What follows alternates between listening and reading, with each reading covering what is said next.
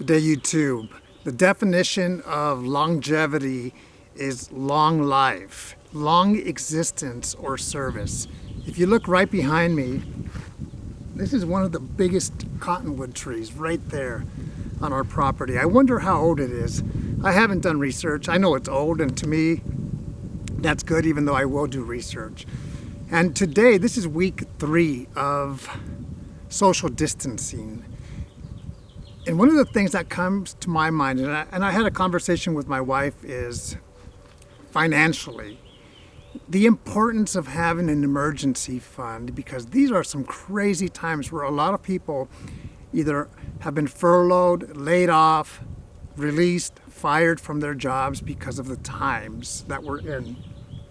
And for those people, I feel bad. I feel really bad that I hope that they were prepared. And I realize that some of them are prepared and some of them were not prepared.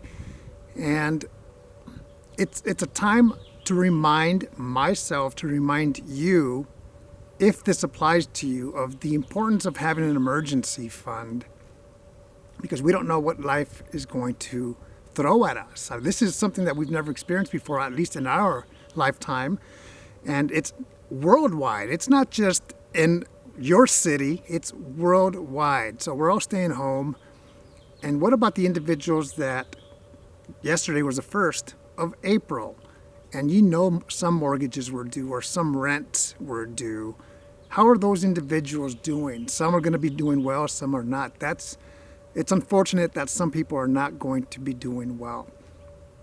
And I had my own, at the age of 24, my own challenge, and it seemed very big. And that was financially. I was newly married, and I was new in my career of the Air Force. And that's when I realized I was not in a good position financially. So I had to make changes, and I had to make changes with my wife. Sometimes those changes financially were very unpopular. And I learned to have flexibility. But there were times when I had to say, this is what we have to do, whether you are in agreement or not, because the responsibility financially fell on me. And it was unpopular, and I knew it. And it wasn't that I was trying to be the boss or that I was trying to be the final word. I wasn't coming from that. It was like, I was coming from, this is what we need to do to be able to improve, to be able to survive. Longevity and survival. Those are things that I would hope we as individuals would want to have. I hope that we have. And here's the good news. If we don't have, or if we're not surviving, the good news is we can make some changes. Believe me, I've been there and I've done that. And I've made changes financially, and it is like day and night. Fast forward now 24 years that we've been married. Longevity, I'm very proud of my marriage, first and foremost. And I'm very happy that we are financially sound, that we're financially well in these times. To be honest with you, the concern is, for me, is not financial. It's more staying healthy, staying clean, staying away from people. A lot of people don't like this quarantine, but the way I think is it's there for a reason. It's to keep us safe. Because in the end, to me, health is more important than finances. And finances is very important. When I was a financial counselor for 6 years, I would give briefings, and sometimes the first thing that I had on the screen of slides was a quote, and it said, finances will always be an important part of our lives. And then it had 3 initials, HGE.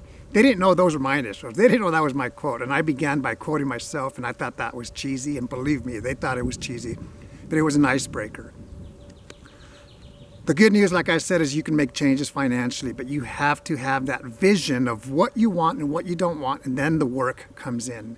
And sometimes the unpopular no will come in place. No, we can't do this, or no, I can't buy that.